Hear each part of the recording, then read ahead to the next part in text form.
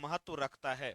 क्या महत्व रखता है? नेबरहुड पॉलिसी का विस्तारित करता है, नेबरहुड फर्स्ट को विस्तारित करता है, ठीक है। एक्ट ईस्ट का भी विस्तार करता है।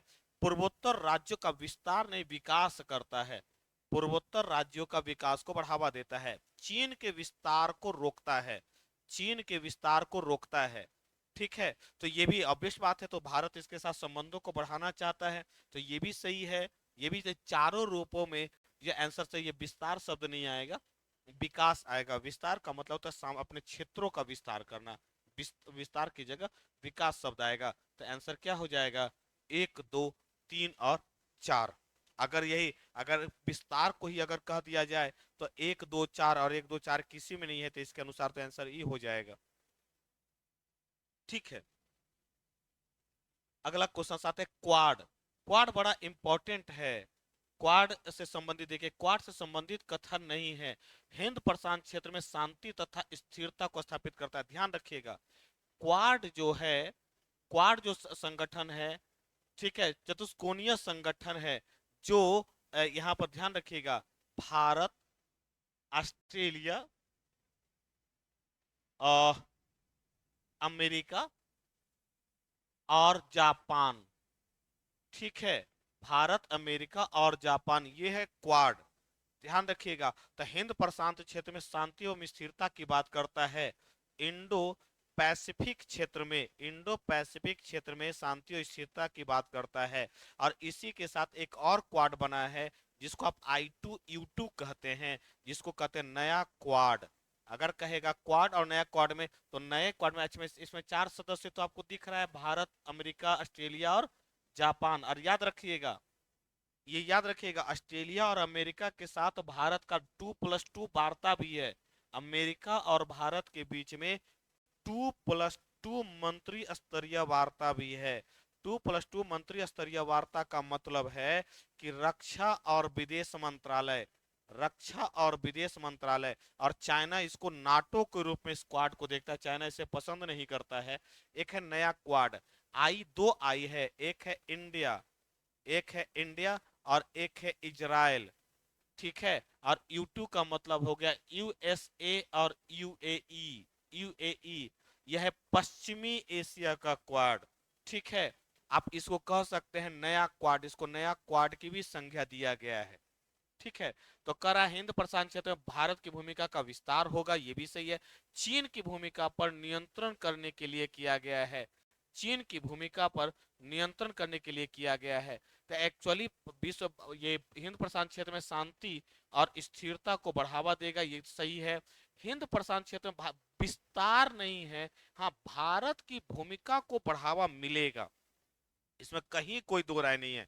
इसलिए आंसर इसका जो लगा, बी नहीं होगा, इसका आंसर ऑलरेडी डी हो जाएगा, कारण नहीं है, ठीक है, नहीं है इसका आंसर। तो हिंद प्रशांत क्षेत्र में भारत की भूमिका का विस्तार करते क्षेत्र में चीन की भूमिका पर नियंत्रण लगाना इसका उद्देश्य है, ये भी सही है, ताकि इसका मुक्त मार्ग के रूप में प्रयोग किया जा सके। नहीं, तो इसका आंसर तीनों सही है बंधु। क्वेश्चंस करा नहीं है, तो इनमें से क्वेश्चंस नहीं होगा, यानी क्वेश्चंस ई हो जाएगा। तो 899 का करेक्शन कर लीजिएगा, इसमें ई हो जाएगा आंसर। क्वाड की महत्ता के संबंध में कौन सा कथन उचित है? क्वाड की महत्ता के संबंध में कौन सा कथन उचित दिखाई देता है? ठीक है, क्वाड की महत्ता के संबंध में अंतरराष्ट्रीय नियमों का सम्मान करना, ये बात सही है, ठीक है। आसियान के साथ संबंधों का विस्तार करना, हिंद प्रशांत क्षेत्र में स्वतंत्र नौवहन करना, अंतरराष्ट्रीय नियमों का सम्मान करना, यह सत्य है। आसियान के साथ संबंधों का विस्तार करना एक है, हो भी सकता है और नहीं भी हो सकता, प्रमुख नहीं है।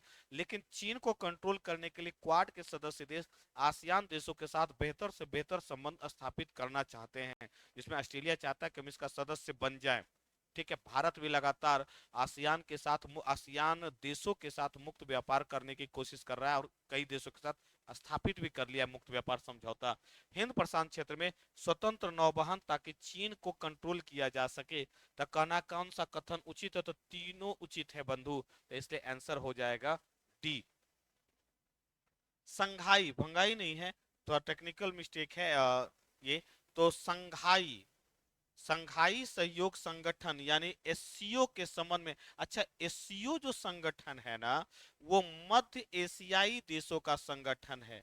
मध्य एशियाई देशों का संगठन, मिडिल ईस्ट कंट्री है, मिडिल ईस्ट कंट्री है। ठीक है, जिसमें 9 सदस्य है मेरे ख्याल से। अ, अभी हाल ही में ईरान को भी शामिल करने की बात हुई है।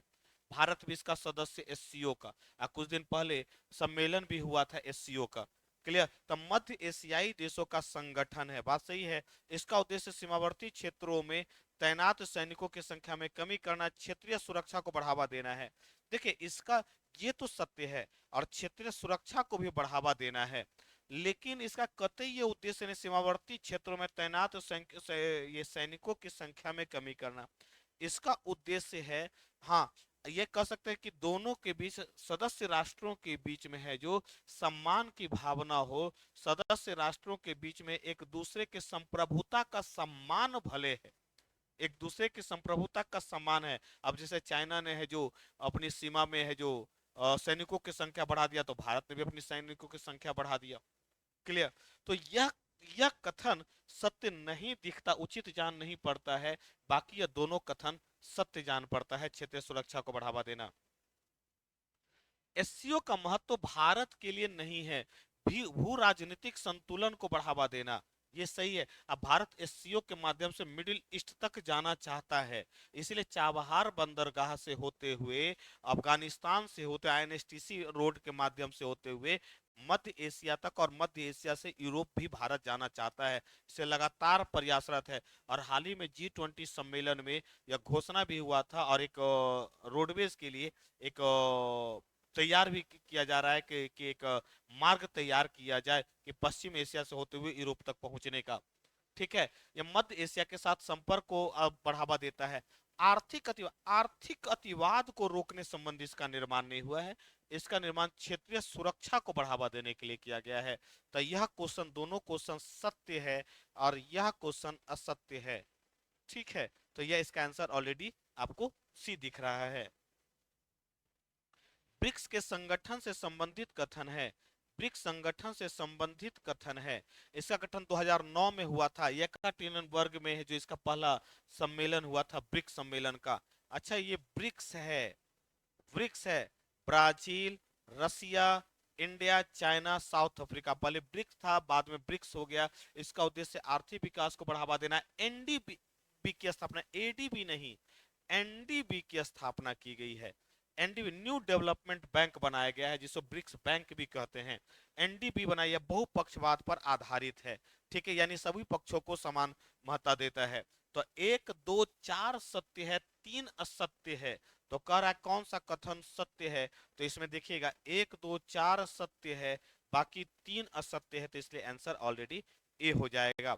आप ब्रिक्स संगठन में देखिएगा तो ब्रिक्स संगठन के माध्यम से है जो भारत, इसमें एनडीबी की स्थापना हुआ, और ये पांचों सदस्य राष्ट्र, बाद में बांग्लादेश, मिस्र भी इसके सदस्य राष्ट्र बना है एनडीबी का। हाल ही में 3 सदस्य राष्ट्र इसके बने हैं एनडीबी में। ठीक है। अच्छा, ब्रिक्स में ही इसमें ब्रिक्स का विस्तार करने पर भी जोर दिया जा रहा है, और इसमें ब्रिक्स के विस्तार करने को लेकर के पाकिस्तान को लेकर के है जो चाइना चाइना है जो चाह रहा है कि पाकिस्तान को समाहित करे, और ईरान को भी ब्रिक्स में जोड़ने की बात की जा रही है। भारत जो है अभी तक इस वक्त शांत है, थोड़ा सा पाकिस्तान का विरोध कर रहा है भारत, ईरान को लेकर के वो पेशो पेश में है भारत। अच्छा, ब्रिक्स संगठन में अगर ईरान शामिल हो जाता है तो समझिए ये अमेरिका और देखिए, अब जब ब्रिक्स में वही देश शामिल है जो अमेरिका का धुर विरोधी है भारत को छोड़ करके। भारत और दोनों पक्षों के बीच, अमेरिका और रसिया के बीच में शुरुआत से संतुलन स्थापित करते आया है। नहीं तो ब्रिक्स में वही देश शामिल, अगर इंडिया को छोड़ दिया जाए तो ज्यादातर वो अमेरिका का धुर विरोधी है। ठीक है, विशेष करके दो, ब्राजील को आप नहीं कह सकते कि धुर विरोधी है, लेकिन ब्राजील भी बहुत ज्यादा उससे लगाव नहीं रखे हुए है। लेकिन आप ये देखिएगा कि चाइना और रसिया उसका धुर विरोधी, जो प्रमुख 2 राष्ट्र हैं। भारत के लिए ब्रिक्स का महत्व है बहुपक्षवाद को बढ़ावा देना, आर्थिक विकास को प्रति, चीन को प्रति संतुलित करना नहीं है भारत, क्योंकि चीन इसका ऑलरेडी सदस्य है। तो अगर कहेगा नहीं है, ये नहीं है। ठीक है, हाँ, ए और बी सत्य है, तो इसका आंसर ऑलरेडी डी होगा, लेकिन ए सी नहीं होगा। चीन को प्रतिसंतुलित करना उद्देश्य नहीं है, ये चीन ऑलरेडी इसका सदस्य राष्ट्र है। क्लियर। अगला क्वेश्चन देखिए, आसियान संगठन आसियान संगठन के संबंध में कौन सा कथन असत्य है? ये 1967 में बैंकॉक घोषणा द्वारा इसका निर्माण हुआ, बात सत्य है। दक्षिण पूर्वी एशियाई देशों का संगठन है, सही है। इसमें 10 देश शामिल हैं। इसका मुख्य उद्देश्य आर्थिक के साथ साथ सुरक्षा को भी बढ़ावा देना है, बात तीनों सही है। लेकिन कह रहा है कौन सा असत्य है? इसका मुख्य उद्देश्य आर्थिक नहीं, आर्थिक ही जोड़ है, आर्थिक तथा सामाजिक सुरक्षा नहीं है। आर्थिक तथा सामाजिक है, सुरक्षा नहीं है बंधु, सुरक्षा नहीं है। आर्थिक तथा सामाजिक इसका मुख्य उद्देश्य है। तो 1967 के वाली सत्य है। दक्षिण पूर्वी एशियाई देशों का संगठन है, ये भी सत्य है। इसका मुख्य आर्थिक तथा सामाजिक विकास को बढ़ावा देना है, सुरक्षा नहीं। एक बड़ा इंपॉर्टेंट तथ्य है इसके बीच में। क्लियर। तो इसका आंसर कर रहा है कौन सा कथन असत्य है? तो सी असत्य हो जाएगा। आसियान से संबंधित कथन नहीं है। 1994 में आसियान क्षेत्रीय मंच की स्थापना हुई, ठीक है। इसका मुख्यालय काठमांडू में है। 2010 में आसियान और भारत मुक्त व्यापार व्यवस्था स्थापित के एजेंडा 21 आसियान देशों का महत्वपूर्ण कार्यक्रम है। नहीं, एजेंडा 21 जो है ना, यह लाया गया था 1992 के सम्मेलन में। एजेंडा 21 1992 के सम्मेलन में लाया गया था। क्लियर। और इसका मुख्यालय काठमांडू में, काठमांडू है ही नहीं, इसका सदस्य ही नहीं है, नेपाल इसका सदस्य ही नहीं है, तो ये तो गलत हो जाएगा। 2010 में आसियान मुक्त व्यापार समझौता लागू किया गया, तो ये सत्य है। दो एजेंडा 21 1992 के सम्मेलन में लाया गया था, इसलिए ये नहीं होगा। तो दो तो क्लियर है कि नहीं है, चौथा भी नहीं होगा, तो आंसर हो जाए करा नहीं है, तो बी नहीं है। निम्न कथनों पर विचार करते हुए सत्य कथन चुनना है। 1948 से मार्शल योजना लागू हुई थी। से ये अमेरिका में दो योजना लागू हुई थी, छोटे छोटे राष्ट्रों को आर्थिक सहायता दे करके अपने हित में शामिल कर, अपने गुट में शामिल करना। उसमें से एक योजना थी ट्रूमैन सिद्धांत और एक योजना थी मार्शल योजना, ठीक है। तब मार्शल यूरोपीय आर्थिक संगठन स्थापित हुआ, बात सही है। 1949 में राजनीतिक सहयोग के लिए यूरोपीय परिषद का गठन हुआ, ये भी सत्य है। सार्क दक्षिण पूर्वी एशियाई देशों का महत्वपूर्ण नहीं, सार्क दक्षिण एशियाई देशों का संगठन है, सार्क दक्षिण एशियाई देशों का संगठन है। यह असत्य है बंधु, यह असत्य है। सार्क दक्षिण पूर्वी एशियाई देशों का संगठन नहीं है, सार्क दक्षिण एशियाई देशों का संगठन है, जिसमें 8 सदस्य राष्ट्र हैं। भारत, ठीक है। आप अगर मैप के अनुसार देखें तो यहाँ पर अफगानिस्तान, पाकिस्तान, श्रीलंका, आपका भूटान, नेपाल, बांग्लादेश, भारत, ठीक है। तो 1 2 3 4 5 6 7 और एक मालदीव, 8, ठीक है। तो 8 सदस्य है इसके सार्क के। हालांकि सार्क की प्रासंगिकता पर प्रश्न चिन्ह खड़े होते रहते हैं, और लगभग अब तो कोई बातचीत ही नहीं हो रही है सार्क की। इनमें से कौन सा कथन यूरोपीय संघ से संबंधित है? यूरोपियन यूनियन से, उसमें शामिल सभी देशों द्वारा यूरो मुद्रा का प्रयोग किया? नहीं, सभी देशों द्वारा यूरो मुद्रा का प्रयोग नहीं किया जाता। क्लियर। या इसका एकल संविधान है? नहीं, अभी तक इसका संविधान बना ही नहीं है। इसका मुख्य उद्देश्य एकल बाजार का निर्माण करना, ये सत्य है। इसका मुख्य उद्देश्य एकल बाजार का निर्माण, सभी देशों द्वारा यूरो मुद्रा का प्रयोग नहीं किया जाता। ब्रिटेन हट गया था, तो ब्रिटेन में पाउंड चलता है। फ्रांस, ध्यान देना पड़ेगा, मुझे याद नहीं आ रहा है कि सभी देशों द्वारा इसका प्रयोग किया जाता है कि नहीं किया जाता यूरो मुद्रा का। एक बार देख लीजिएगा 908 का, मुझे इसमें कंफ्यूजन है। ये तो सत्य दिख रहा है, क्वेश्चन सत्य है, इसमें आंसर डी है। मुझे इसमें थोड़ा सा डाउट लग रहा है कि सभी देशों द्वारा यूरो मुद्रा का प्रयोग किया जाता नहीं, ब्रिटेन के द्वारा तो नहीं किया जाता। क्लियर। इसको तो क्लियर है। तो ब्रिटेन तो ब्रेग्जिट के माध्यम से यूरोपियन यूनियन से हट गया है, तो सदस्य भी नहीं है अब तो ब्रिटेन। एक बार फिर भी एक बार देख लेने की जरूरत है कि यूरो मुद्रा कौन कौन यूज करता है, एक बार चेक कर लीजिएगा आप लोग। क्लियर। 908 का, 909 का क्वेश्चन, इनमें से नया क्वाड की संख्या, अभी मैंने कुछ देर पहले कहा नया क्वाड किसको कहा गया? तो I2E2 को नया क्वाड कहा जाता है। IPEF Indo Pacific economic forum है, भारत इसका सदस्य है। नाटो एक सैन्य संगठन, नाटो प्लस है, नाटो सैन्य संगठन है। नाटो प्लस बनाने की बात हो रही है, और जिसमें कह रहा है कि भारत को भी शामिल किया जाए। हालांकि भारत ने इस संबंध में अभी तक कुछ कहा नहीं है। नाटो प्लस में भारत को भी कह रहा है कि भारत भी शामिल हो, लेकिन भारत को अभी तक भारत ने इस संबंध में कुछ नहीं कहा है। तो करा नया क्वाड की संज्ञा किसको दिया गया है? I2E2 को कहा गया है। ठीक है, सार्क से संबंधित कथन है, इसे कुल सदस्यों की संख्या 8 है। बात ठीक है। दक्षिण एशियाई देशों का प्रतिनिधित्व करता है, ये भी सही है। इसके भी साफ्टा लागू, ये भी सही है। South Asian free trade agreement, SAFTA लागू है। South Asian free trade agreement इनके बीच लागू है, तो डी हो जाएगा इसका। तीनों सत्य है बंधु। ठीक है।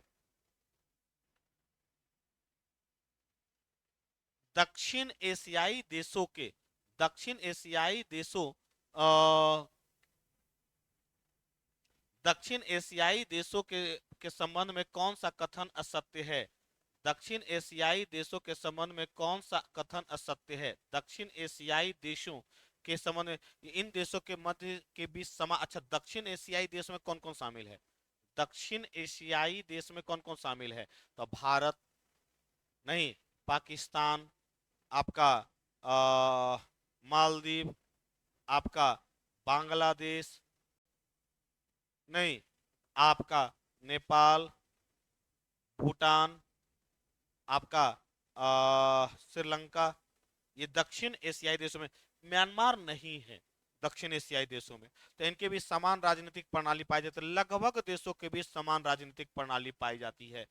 इन क्षेत्रों को संघर्ष क्षेत्र के रूप में भी अधिक जाना जाता है। पांचों राष्ट्रों के बीच किसी न किसी विवाद, सीमाई विवाद आपको जरूर दिखेगा, जैसे भारत बांग्लादेश के बीच में, जैसे भारत पाकिस्तान के बीच में। ठीक है, आपको विवाद जरूर दिखेगा। ठीक है। सिर्फ भारत की लोकतांत्रिक प्रणाली को, देखिए, सिर्फ भारत लोकतांत्रिक प्रणाली को स्थापित नहीं की हुए, बांग्लादेश में भी लोकतंत्र मिलेगा आपको। ठीक है, वहां भी चुनाव होते हैं, लेकिन वहां दो दलीय व्यवस्था है, दो ही दल आपको ज्यादा प्रमुख रूप से दिखेगा। भूटान ने भी है जो राजतंत्र को हटा करके है जो लोकतंत्र को स्थापित कर दिया। नेपाल ने भी लोकतंत्र को स्थापित कर दिया, हालांकि वो परिपक्वता भी ग्रहण नहीं किया है, लेकिन है। श्रीलंका में भी डेमोक्रेसी है, लेकिन अध्यक्षात्मक प्रणाली है डेमोक्रेसी में। क्लियर, लेकिन डेमोक्रेसी है। तो यह कह रहा है कि किन देशों का कथन असत्य है बंधु? असत्य कह रहा है, तो ये तो सत्य नहीं हो सकता, ये असत्य है, सी असत्य है। यह आपको ठीक लगेगा। इन देशों के बीच समान राजनीतिक प्रणाली है। भारत के बीच संसदीय प्रणाली स्थापित है, पाकिस्तान में भी संसदीय प्रणाली स्थापित है, लेकिन बांग्लादेश के में आपको अध्यक्षात्मक प्रणाली दिखेगा। आपको मालदीव में आपको अध्यक्षात्मक शासन प्रणाली दिखेगा, श्रीलंका में आपको अध्यक्षात्मक शासन प्रणाली दिखेगा, भूटान में भी आपको दोनों प्रणाली दिखेगी, लेकिन उसमें भी जोर अध्यक्षात्मक प्रणाली पर है। ठीक है, तो ये समान राजनीतिक प्रणाली व्यवस्था तो नहीं हो सकता, तो ये भी नहीं है। तो ये इन देशों के बीच समान राजनीतिक प्रणाली है, ये नहीं हो सकता। और ये भी नहीं, यानी ए और सी असत्य है, इसलिए इसका आंसर डी है। ए और सी असत्य है, इसलिए इसका आंसर डी है। ठीक है, और सिर्फ भारत में ही लोकतांत्रिक प्रणाली है। ए और सी, बी सत्य है बंधु। ठीक है, तब बी सत्य है, मैं फिर से बता दूं, इसमें बी हो गया सत्य हो गया, बी सत्य हो गया, और ए और डी असत्य हो गया, ये भी असत्य है। ए और सी ये भी असत्य है, तो एक से अधिक असत्य हो जाएगा, तो आंसर डी हो जाएगा। इनमें से किस सम्मेलन में साप्टा को लागू किया गया है? 12वें सम्मेलन में साप्टा को, south Asian free trade agreement, SAPTA को लागू किया गया। साफ्टा होता है, नाफ्टा है, north Atlantic free trade agreement. ठीक है। इनमें से कौन सा देश डब्ल्यूटीओ का सदस्य राष्ट्र नहीं है? कौन सा देश डब्ल्यूटीओ का सदस्य? ईरान डब्ल्यूटीओ का सदस्य राष्ट्र नहीं है, बाकी सब डब्ल्यूटीओ का सदस्य राष्ट्र, तो बहुत बाद में बना था। ठीक है, हिंद प्रशांत आर्थिक ढांचा, आईपीईएफ, हिंद प्रशांत आर्थिक ढांचा का उद्देश्य क्या है? एफटीओ को बढ़ावा देना, फ्री ट्रेड एग्रीमेंट को बढ़ावा देना, इन क्षेत्रों में आर्थिक साझेदारी को मजबूत करना। इसमें कुल सदस्य 14 सदस्य राष्ट्र हैं। मुख्य उद्देश्य क्या है? कह रहा है इसका उद्देश्य क्या है? तो इसका उद्देश्य इन क्षेत्रों में आर्थिक साझेदारी को बढ़ावा देना है। कितने सदस्य राष्ट्र से नहीं है, उद्देश्य पूछ रहा है क्वेश्चन में। तो क्वेश्चन में तीनों से, लेकिन कह रहा उद्देश्य क्या है? तो इसमें उद्देश्य जो होगा वह होगा आर्थिक साझेदारी को बढ़ावा देना। अब भारत भी इसका सदस्य राष्ट्र है। हिंद प्रशांत आर्थिक क्षेत्र के अंतर्गत शामिल नहीं है। हिंद प्रशांत आर्थिक ढांचे के अंतर्गत सम्मिलित नहीं। आपूर्ति श्रृंखला में लचीलापन लाना, स्वच्छ ऊर्जा को बढ़ावा देना, भ्रष्टाचार विरोधी पहल, ये तीनों है, करा नहीं है, तीनों शामिल है। ठीक है, तो इनमें से कोई नहीं हो जाएगा, तीनों शामिल है वो नहीं है। आईपीईएफ के संबंध में निम्न कथनों पर, हाल ही में आईपीएफ का एक सम्मेलन भी हाल ही में हुआ था। आईपीएफ, न्यूजीलैंड भी इसका सदस्य राष्ट्र है। आईपीएफ के संबंध में निम्न कथनों पर विचार करते हुए सत्य कथन चुने। यह विश्व जीडीपी का 40% की हिस्सेदारी रखता है, भारत का सदस्य राष्ट्र नहीं है। इसका मुख्यालय इस क्षेत्र में चीन को इसका मुख्य उद्देश्य इस क्षेत्र में चीन को संतुलित करना है। देखिए, भारत इसका सदस्य राष्ट्र नहीं है, ये गलत है। ये भी इसका प्रति संतुलित करना इसका उद्देश्य नहीं है।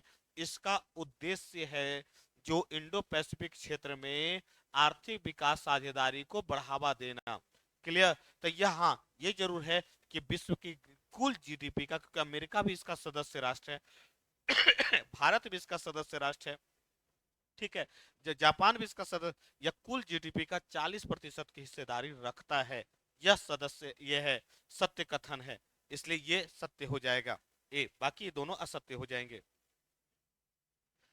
क्षेत्रीय व्यापक आर्थिक साझे भागीदारी, भारत ने इस पर हस्ताक्षर करने से मना कर दिया है। भारत सदस्य नहीं है बंधु, सदस्य नहीं है। यह विश्व का सबसे बड़ा मुक्त व्यापार समझौता है, सत्य है। क्लियर? इसकी शुरू इस भारत का हस्ताक्षर करता है नहीं, हस्ताक्षर करता राष्ट्र नहीं है। और इसकी शुरुआत 2014 में हुई थी नहीं, इसकी शुरुआत मेरे ख्याल से 2009 में हुए थे, एक बार देख लीजिएगा। क्लियर? तो यह सबसे बड़ा मुक्त व्यापार समझौता है, तो इसका आंसर ये हो जाएगा। आरसीपी में शामिल देश नहीं है। आरसीपी में अमेरिका शामिल नहीं है बंधु, भारत भी शामिल नहीं है और अमेरिका भी शामिल नहीं है। आसियान देश शामिल है, न्यूजीलैंड शामिल, चीन शामिल है, चीन भी शामिल है आरसीईपी में। और रीजनल कॉम्प्रिहेंसिव इकोनॉमिक पार्टनरशिप करके इसका फुल फॉर्म है। रीजनल, क्षेत्रीय कॉम्प्रिहेंसिव इकोनॉमिकल पार्टनरशिप, आरसीपी का फुल फॉर्म है, ध्यान रखिएगा। हिंद महासागर रिम एसोसिएशन से संबंधित कथन है। यह अंतर सरकारी संगठन है जिसे 1997 में स्थापित किया गया था। यह विदेश मंत्रियों की परिषद है, यह भी सही है। Rim Association, Indian Ocean Rim Association संबंधित कथन है, या विदेश मंत्री, इसका मुख्यालय मॉरिशस में है। ठीक है, ये चारों कुछ कुछ क्वेश्चंस आप देख करके भी इसका आंसर आप ये लगा लेंगे। डब्ल्यूटीओ के संबंध में अब जल्दी 4 से 5 क्वेश्चंस और बच गए हैं, जल्दी खत्म कर लेते हैं। विश्व व्यापार संगठन के संबंध में कौन सा कथन असत्य? यह संरक्षणवादी नीति के विरुद्ध कार्य निर्णय लेता है, बात सत्य है बंधु। यह वस्तुओं के व्यापार, वस्तु तथा सेवाओं के व्यापार को बढ़ावा देता है। यह वस्तुओं के व्यापार को नहीं, वस्तु तथा सेवाओं के व्यापार को बढ़ावा देता है, भी असत्य नजर आ रहा है। अगला दोनों ऑप्शन देखते हैं। इसका उद्देश्य सतत विकास लक्ष्य को प्राप्त करना है, ये भी सत्य है, तब भी असत्य नजर आता। क्वेश्चन कहा था कौन सा सत्य है, तो बी है। डब्ल्यूटीओ के, मैंने डब्ल्यूटीओ के संबंध में आपको डिस्कशन कर ही दिया था। डब्ल्यूटीओ के संबंध निम्न कथनों पर विचार करते हुए सत्य कथन चुने। यह 2 वर्ष मंत्री स्तरीय सम्मेलन का आयोजन किया जाता है, बात सत्य है बंधु। ठीक है, 2 देशों के बीच व्यापारिक विवाद का निस्तारण करता है, ये भी सत्य है। अब प्रत्येक देशों के व्यापारिक नीति की भी जांच करता है कि वो संरक्षणवादी नीति को तो बढ़ावा नहीं दे रहा है। यही कारण तो है कि हाल ही में भारत के खिलाफ कई देश चले गए, क्योंकि भारत सरकार ने घोषणा किया था ना कि 5 वर्ष तक जो मुफ्त अनाज प्रोवाइड किया जाएगा। ठीक है, तो इसलिए भी चले, तो संरक्षणवादी नीति को के खिलाफ कार्य करता है, संरक्षणवादी नीति की आलोचना करता है। ठीक है, अब मुक्त व्यापार को बढ़ावा देने पर कोशिश करता है, मुक्त व्यापार को बढ़ावा देता है। ठीक है, तो आंसर क्या हो जाएगा? सत्य कथन चुने तो डी हो जाएगा। स्वास्थ्य के विकास का अग्रगामी संगठन कौन सा है?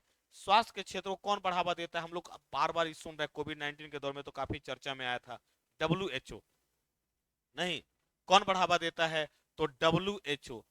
WTO व्यापार को लेकर के है, भुगतान संतुलन को लेकर के है, भुगतान संतुलन को लेकर के IMF है, ठीक है। और WHO जो है वह स्वास्थ्य को लेकर, यूएनओ का सर्वाधिक दिखने वाला चेहरा, हम लोग अभी चर्चा किए थे, एंटोनी गुटारूस, आपने कई बार आप सुने होंगे।